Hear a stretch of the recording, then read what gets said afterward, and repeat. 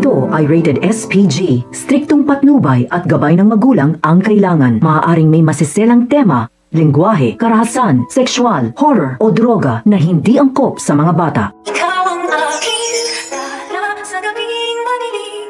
Ikaw ang bawat sana sa lahat ng hiling. Sagot sa akin.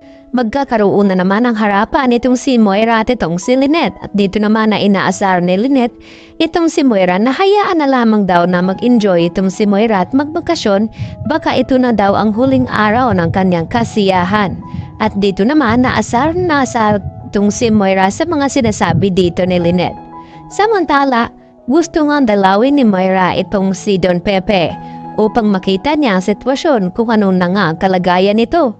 Kaya agad na pumasok itong si Moira dito nga sa kwarta ni Don Pepe. At ang sumunod naman ay ang kanya anak na si Zoe. At dito naman na sinasabi ni Moira at ibinobulong dito kay Don Pepe na namimiss niya daw itong matanda. At mamaya-maya ay nagbukas ang pinto at dito naman dumating itong si Zoe. Laking gulat ang mag-ina nang bigla nga nagkamalay at nagising na itong si Don Pepe. At pagtanto na may tao nga sa loob ng kwarto at dito nagtanong itong si Don Pepe na kung sino ang mga ito dahil hindi niya nga ito natatandaan.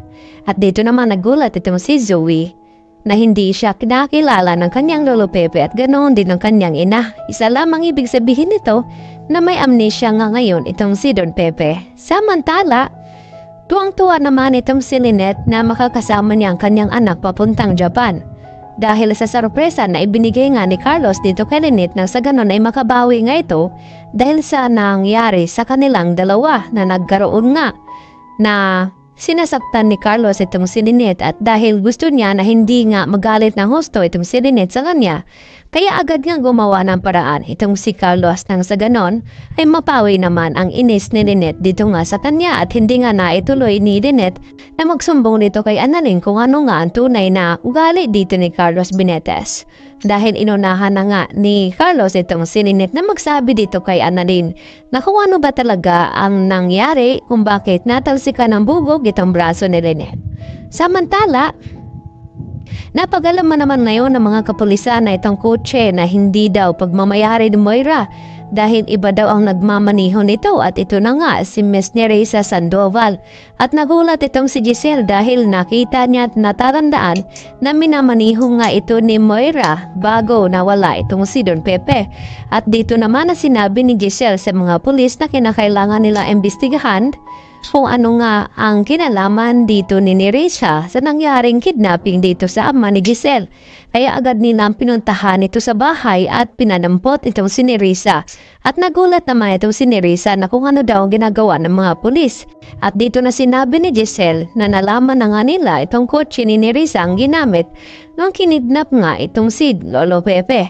At dahil dito, nagpupumilit itong si Nerissa na wala daw siyang kinalaman sa nangyaring kidnapping at hindi daw siyang nagmamaniho ng kotse na yon sa araw ng kinidnap ito si Don Pepe. Mapipilitan na rin kaya na magsabi ng katotohanan itong si Nerissa dahil naipit na rin siya dito sa sitwasyon na pinagbibintangan na nga siya dito ni Giselle at baka makulong pa na wala sa oras itong si Nerissa kaya kinakailangan niyang ilaglag itong si Moira na sa ganon ay mapaimbestigahan itong si Moira. At tama nga ang kutob dito ni Giselle na may kinalaman talaga itong si Moira sa nangyaring kidnapping at baka nakipagsabuatan daw itong si Zoe sa kanyang ina. Kaya yan naman ang ating naiisa sa pagkabangan maya-maya mga kapuso kung ano nga ba magiging kahinatnan dito sa mga plano ni Moira dito kay Don Pepe. Yan lang po at marami pong salamat.